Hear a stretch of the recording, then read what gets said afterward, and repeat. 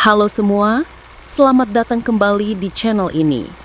Dalam video ini, kita akan membahas salah satu kasus yang sempat mengguncang Indonesia. Kisah seorang gadis yang hilang selama 15 tahun dan akhirnya ditemukan masih hidup di sebuah goa bebatuan di hutan tempat tersembunyi. Pelakunya adalah seseorang yang dikenal sebagai Tete Jago atau Kakek Jago, seorang dukun di Toli-Toli, Sulawesi Tengah. Kasus ini menjadi pelajaran besar tentang penyalahgunaan kepercayaan, manipulasi, dan pentingnya kewaspadaan masyarakat.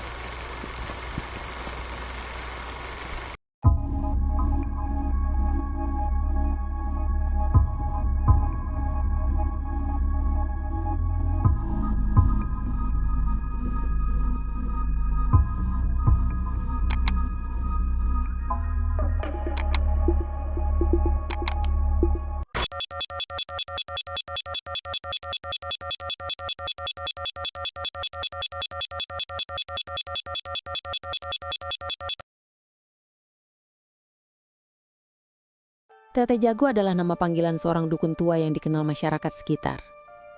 Ia sering dipanggil untuk berbagai keperluan ritual dan dianggap memiliki kemampuan spiritual.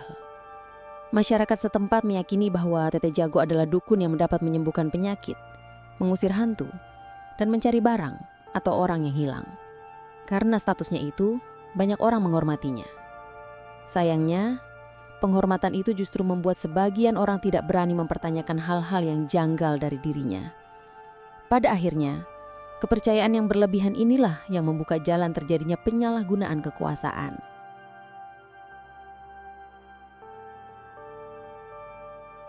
Sebenarnya Tete Jago dan korban memiliki hubungan kerabat. Tete Jago adalah besan dari orang tua Hasni. Artinya, kakak Hasni yang bernama Devi menikah dengan anak Tete Jago. Rumah mereka pun berdekatan. Tete Jago sudah mengenal Hasni sejak kecil. Ia sering bersikap baik kepada korban dan memancing kepercayaan dengan berbagai rayuan sederhana. Di usia yang masih sangat muda, Hasni tidak mampu membedakan mana kebaikan tulus dan mana manipulasi. Ia kemudian dibawa oleh pelaku ke sebuah tempat yang dikatakan sebagai lokasi ritual, hingga akhirnya tidak pernah kembali ke rumah. Dari sinilah drama kelam itu berlangsung selama 15 tahun.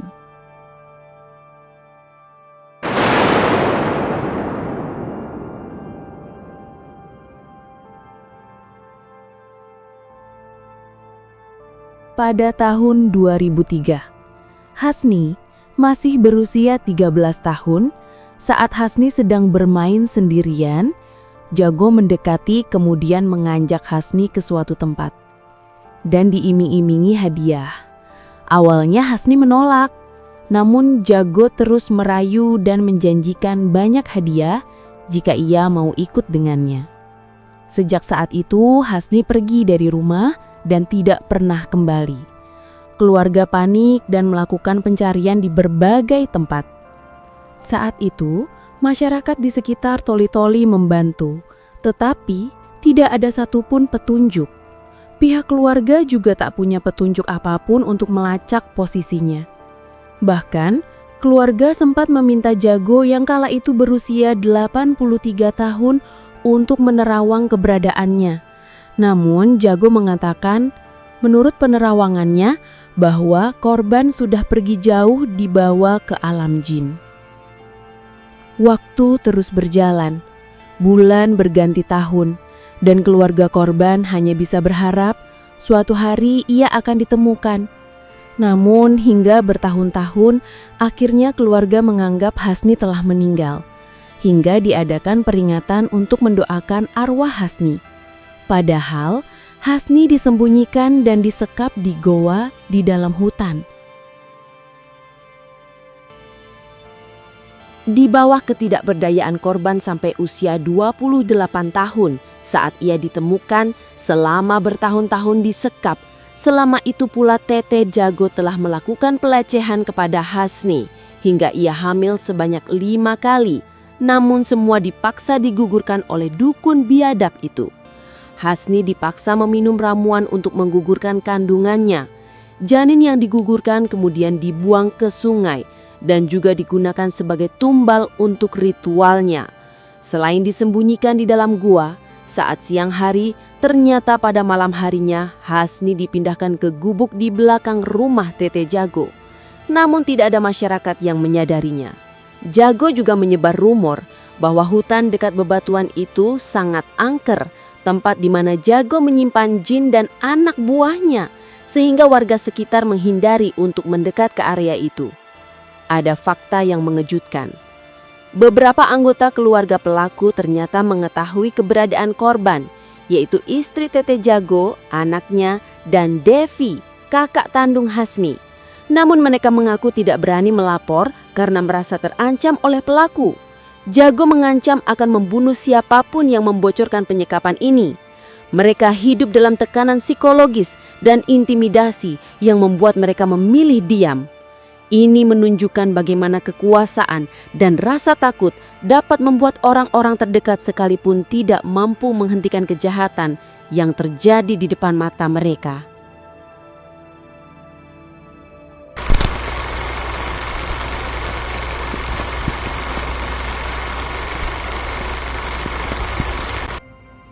Awal kasus ini terungkap ialah saat Devi yang notabene adalah kakak kandung Hasni membongkar semua kebusukan mertuanya.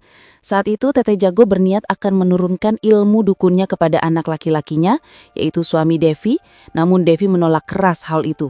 Ia tidak ingin suaminya menjadi dukun. Namun Tete Jago berkeras akan menjadikan anaknya sebagai penerusnya. Tak tahan dengan sikap mertuanya, akhirnya Devi membongkar semua rahasia ini ke bapak kandungnya. Ia menceritakan bahwa sebenarnya Hasni, adik kandungnya yang selama ini hilang dan dianggap sudah meninggal, masih hidup dan disekap di dalam goa oleh Tete Jago, si dukun biadab. Mendengar pengakuan tersebut, sang ayah sungguh terkejut bukan main. Pengakuan Devi juga menghebohkan warga sekitar, hingga akhirnya ia dan masyarakat memeriksa goa yang dimaksud. Dan benar saja, saat warga melihat ke dalam goa, Hasni ditemukan di sana dan warga pun gempar. Hasni bersembunyi di bebatuan goa yang terjal dalam keadaan linglung dan sangat memprihatinkan. Pada awalnya Hasni tidak mau dievakuasi dan bersikeras, ingin tetap berada di goa. Semua itu terjadi karena doktrin dari Tete Jago, jika ia meninggalkan goa tanpa sepengetahuannya, maka jin akan marah dan akan membunuh Hasni.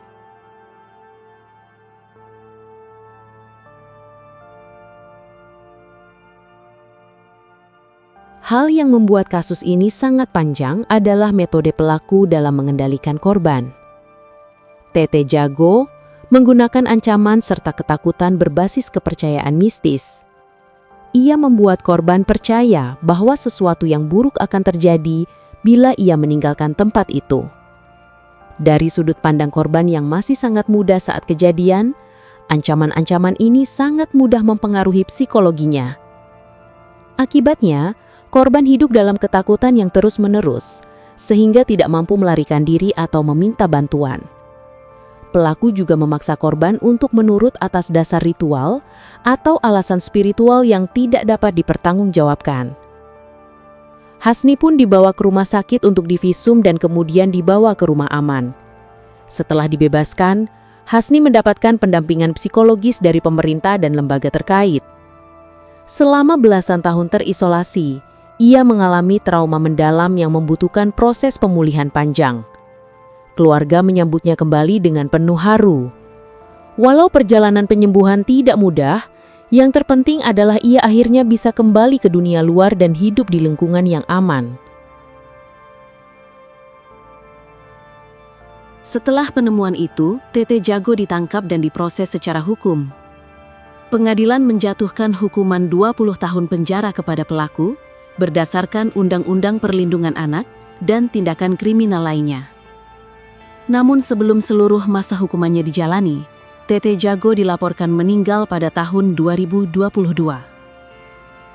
Walau pelaku tidak menjalani hukuman secara penuh, setidaknya kebenaran berhasil terungkap dan korban berhasil diselamatkan. Kasus ini menjadi pelajaran penting bagi kita semua, bahwa kepercayaan tidak boleh diberikan secara buta, terutama kepada orang yang memegang otoritas spiritual atau sosial. Kita harus berani bertanya, berani curiga terhadap hal yang tidak wajar, dan berani melapor ketika melihat ada tanda-tanda orang mengalami tekanan atau kehilangan kebebasan. Semoga kisah ini mendorong kita untuk lebih peka terhadap lingkungan sekitar dan menyadari bahwa perlindungan sesama adalah tanggung jawab bersama.